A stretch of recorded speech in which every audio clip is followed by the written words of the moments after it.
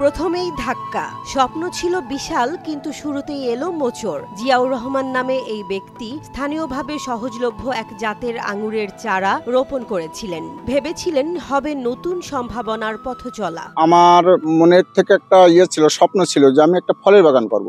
এরপরে আমি একটু চিন্তা ভাবনা করলাম যে আঙ্গুর চাষ করা যায় কিনা। এবার এক জায়গা থেকে চারা সংগ্রহ করলাম, কিন্তু সেটা আসলে জাতে ভালো না।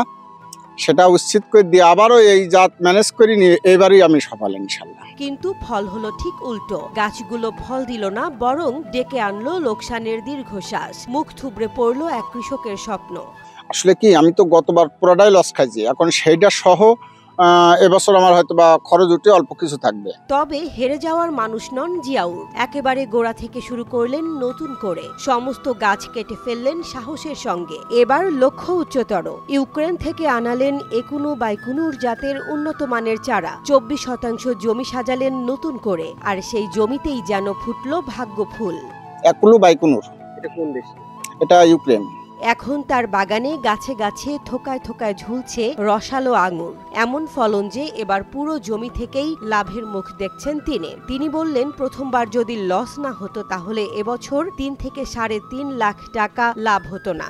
গতবার যদি লস না খাইতাম, ডাইরেক্ট সরাসরি এইটাই হতো, তাহলে ইনশাল্লাহ মোটামুটি 3-3.5 মতো লাভ আসতো।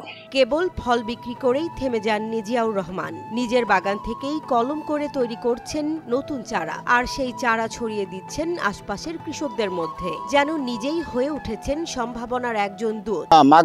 মাঘের শেষে যখন আমি কলম করব তখনই। আর এখন চারা এখনো আমার আছে, অল্প কিছু চারা আছে, আর প্রায় সব বিক্রি শেষ পর্যায়ে। আমি কুরিয়ার থেকে দিয়ে দেবো, তারা টাকা বিকাশ করবে, আমি এখান থেকে কুরিয়ার দিয়ে দেবো, তারা চারা জায়গায় বসে চারা পেয়ে। আজ আর শুধু নিজের স্বপ্ন নিয়ে ভাবেন না যশোরের মনিরামপুরের হেলেঞ্চির জিয়াউর। তার আঙুরের স্বাদ যেমন মিষ্টি, তেমনি তার গল্পেও মিশে আছে সাহস, অধ্যাবসায় আর সাফল্যের সুর। হেলাঞ্চির আকাশে এখন নতুন এক রং ছড়াচ্ছেন তিনি, যার নাম জিয়াউর রহমান।